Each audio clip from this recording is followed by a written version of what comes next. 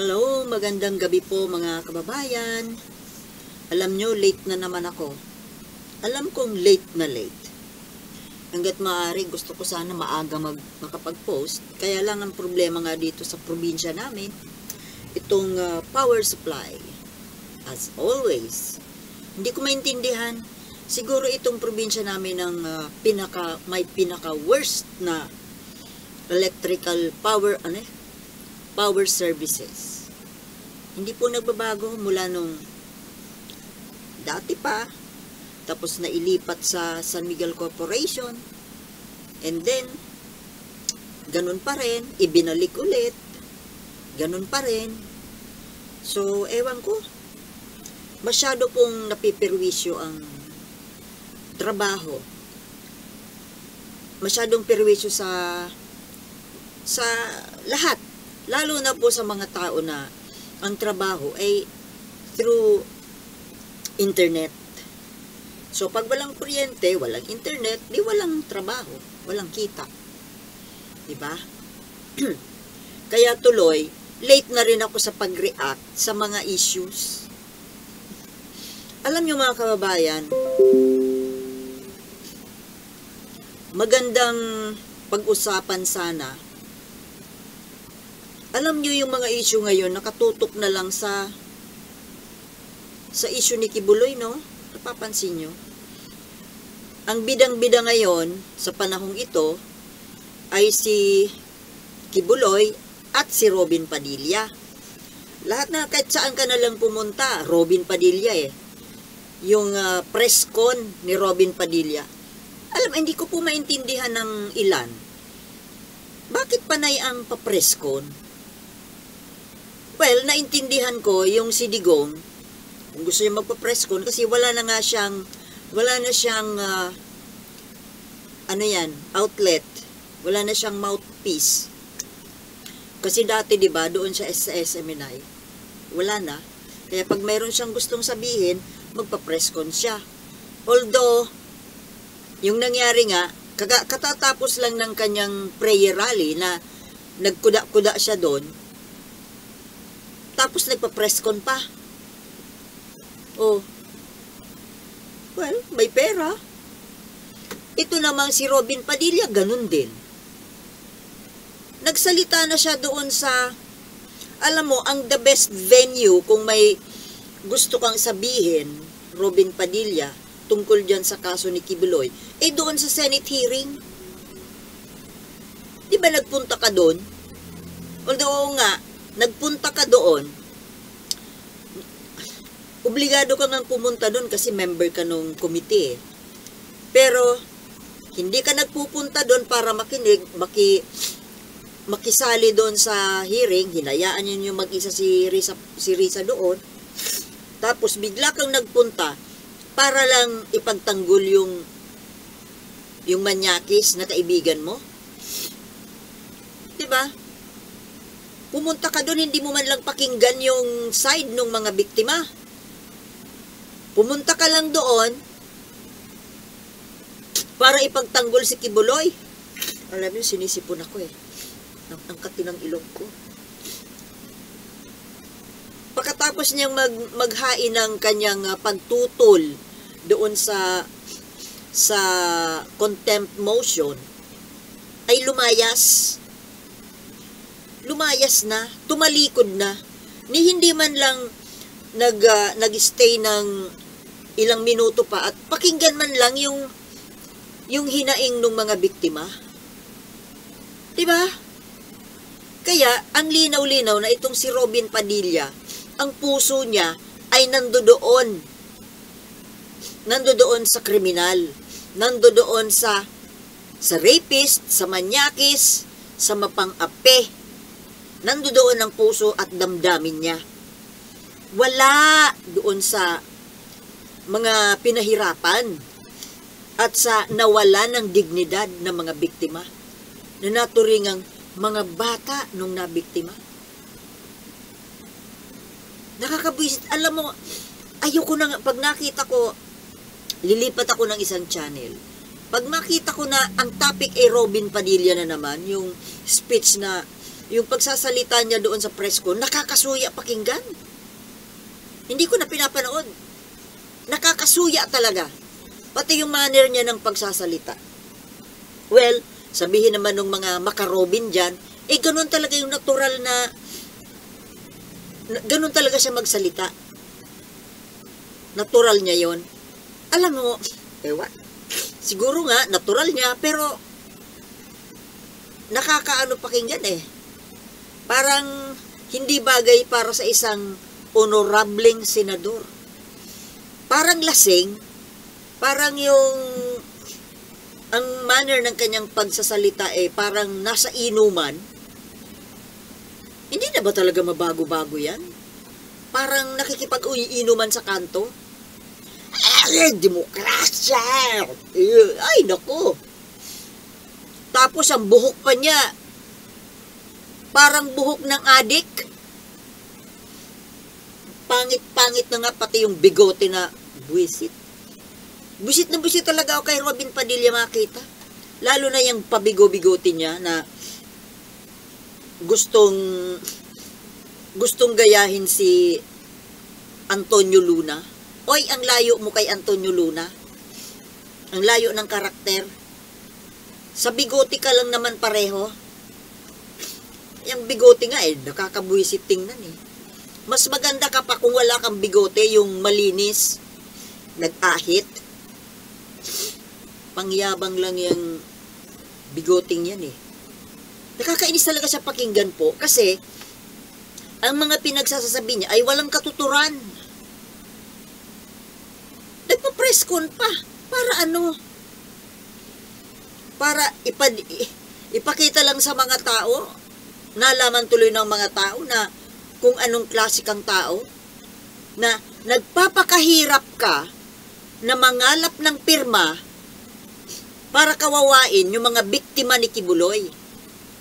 Nangangarap ka ng pirma na baliwalain yung mga hinaing nung mga biktima at paboran yung manyakis na rapist. Parehas lang kayo ni Cynthia Villar Mga walang kwenta kayo. Pabor kayo sa mayayaman. Di mo napansin mga kababayan, itong mga senador natin ngayon, pro mayaman. Pro maimpluwensya. Pro kriminal. Pro manyakis. Sabi ni Cynthia Villar, nakakahiya daw na ipaaresto niya si Kibuloy dahil kaibigan. So, ganong klase ka palang tao at senador, mambabatas, Cynthia Villar. Kaya nga wala ka dapat dyan Wala ka sa hulog. Wala kang karapatan na umupo dyan sa Senado. Bakit? Porki kaibigan mo, ang sabi mo, hindi ako naniniwala doon sa aligasyon ng mga biktima. Kasi kilala ko si Kibuloy. Kilala ko si Pastor. Mabait siya sa amin, mabait siya sa pamilya ko. Of course! Paano hindi siya babait sa pamilya mo? Bakit hindi siya magiging mabait sa pamilya? Di ba mayaman kayo? At nagpapatulong ka sa kanya para manalo sa eleksyon? Anong kapalit nun? Alam niyo mga kababayan, ito nga pala maiba ko, no? Kasi, itong mga pagpapatulong na ito ng mga politiko para manalo, itong pagpapatulong dito sa mga religious organizations, hindi lang itong organisasyon ni Kibuloy, Hindi lang yan. Pero sige, i-example natin si Kibuloy. Bakit kayo tutulungan ni Kibuloy para manalo? At bakit kayo nahingi ng tulong kay Kibuloy? 'Di ba? Yung kamutin mo ang likod ko, kakamutin din kita. Siyempre, ang habol nyo kay Kibuloy ay yung milyon-milyong boto. Ano naman ang makukuha ni Kibuloy from you in return? Ano kaya? the same pabor, di ba? Kasi wala namang libre sa mundo. Ano ang binigay nyo kay Kibuloy?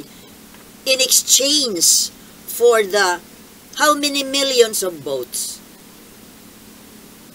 Ilang milyon ba? Siguro, kung 4 million votes ng KOJC members, ilang milyon din kaya ang iniabot mo? Huwag mo sabihing libre yon. Walang that's bullshit. Diba? Anong kapalit? Ito na nga. Ito na ang kapalit. Ang ipagtanggol mo siya kapag siya ay, kasi alam niya na may mga gawain siyang kababalaghan na sooner or later mabibisto. Kagaya niyan.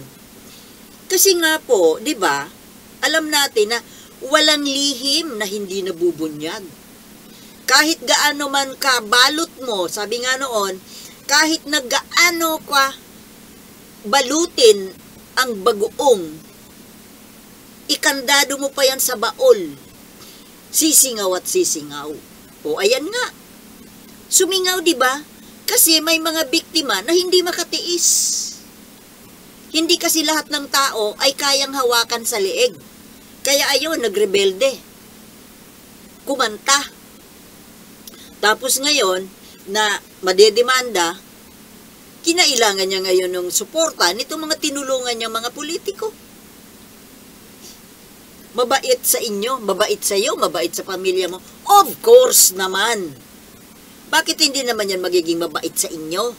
Ngayon, porke naging mabait sa inyo, okay na lang kahit na mang-rape siya?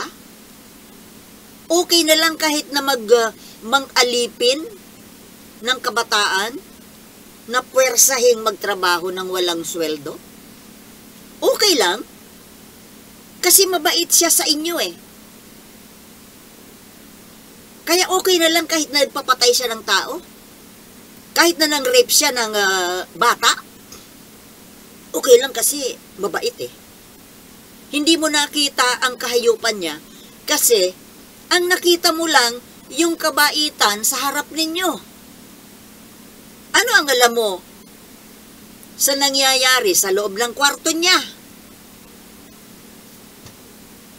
Nandoon ka ba sa loob ng kwarto niya? Diba? Natural ang makikita ninyo yung magagandang pakita niya. Kaya nasabi mong mabait. Tapos ngayon, ang pinaniniwalaan mo lang, yung kabaitan ng Kibuloy, dahil naging mabait ang pakita sa'yo. Natural! Natural! Ang makikita mo, mabuti. Pero sa likod niyan, pag naghiwalay na kayo, ano na ang alam mo sa nangyayari doon sa loob ng bahay niya? Sa loob ng organisasyon niya, sa loob ng kwarto, sa gabi. May alam ka ba? Tapos ngayon, ayaw mong maniwala doon sa aligasyon. Yung mga biktimang ito, naghahanap po ng masusumbungan. Kayong mga lingkod ng taong bayan, kayo ang napili na pagsumbungan. Pero ano ang napala nitong mga biktima? Hindi ninyo pinaniwalaan. Bagkos, umanib pa kayo, ang pinaniwalaan ninyo ay yung ng abuso. Anong klase? Anong klaseng mga lingkod bayan kayo? Cynthia Villar? Kaya, sa totoo lang, ako hindi ko man lang yan iboboto si Cynthia Villar Never ko yan binoto. Sama ng ugali niyan Kitang-kita doon sa video.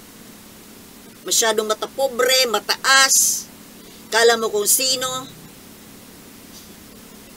Alam nyo, yung kayamanan ninyo, dito lang yan sa lupa. Alam natin, di mo niya mabibit-bit papunta sa kabilang buhay Dito lang naman yan. Sama ng ugali. Diyan lang sa ginawa mo na yan, sa pagkampi kay Kibuloy, diyan mo makikita ang sama ng ugali. Ito pong mga kumampi kay Kibuloy, pare-pareho po ang mga ito, ang sasama ng mga ugali, walang budhi. Ay hindi, meron. May budhi yan, maitim nga lang. Maiitim ang budhi. Pare-pareho. Well, kung sa bagay, hindi naman kasi pwedeng mag-associate at maging friendship ang mga anghel at mga demonyo, di ba? Siyempre, birds of a feather flock together. So, kung ano si Kibuloy, ganun din itong mga kumakampi na ito. Mga pang-api din ito sa maliliit, sa mga pobre. Kaya itong mga pumirma na yan, Cynthia Villar, Bongo, Robin Padilla, Amy Marcos, mga mapang-api, mga kababayan. Kitang-kita ngayon, oh. Tanungin niyo ako, may prueba ka? Ito ang prueba, oh. Itong hearing na ito, itong kaso ni Kibuloy. Pare-pareho sila ng ugali at pagkatao. Ay hindi pagkatao, hindi naman pala tao ang mga ito, eh. Nagkukunwari lang na tao. Mga demonyo po ito na sumapi sa katawan ng tao.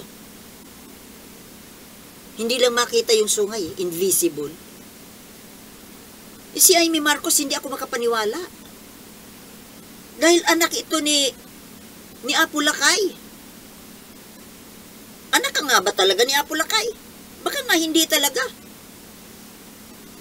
Sama ng ugali. Ang layo ng ugali mo sa ugali ni Bongbong Marcos at ni Irene. No wonder, hindi ka makasundo ni Lisa, yung hipag mo. Di ba? Yung mga sinasabi ng mga anti-BBM at Lisa na insecure daw at naiinggit si First Lady kay Amy, baka it's the other way around. Hindi kaya si Amy ang insecure kay Lisa? At siya ang naiinggit sa posisyon ni Lisa? Natural. Alin ba ang mas effective at mas may dating na posisyon? Posisyon ba ni Amy o posisyon ni First Lady Lisa? Napalayo na naman ako. Ang gusto kong pag-usapan sana si Robin, pero ayoko ng para ako nagsasayang lang ng oras dito kay Robin Padilla na nakakasuya na talaga. Nakakasuya ang mukha, nakakasuya pakinggan magsalita, nakakasuya ang kanyang mga content ng kanyang sinasabi. Mga walang saysay, mga salita na magpapakita ng totoo niyang karakter na nakakasira pa rin sa kanya. Pakita na mayroon na akong 5. Ang hirap humanap na, ang hirap kumbinsihin, pero kukumbinsihin ko pa rin. Kukumbinsihin pumirma na iligtas si Kibuloy. O, di ba? Yan ang ibinoto ninyo. Excuse me, hindi ko ibinoto yan. Hindi ko ibinoto si Bongo. Hindi ko ibinoto si Cynthia Villar. Hindi ko ibinoto si Robin Padilla. Pero si Amy Marcos, nabudol ako. Marcos kasi. Pero ngayong panahon, hindi porket Marcos, susuportahan ko. Wala na sa apelido yan. Yung original lang. Di ba mga kababayan? Mga kapwa ko Marcos loyalist. Wala na, hindi na po hindi na appropriate na sabihing pro Marcos loyalist kasi wala na po sa apelido.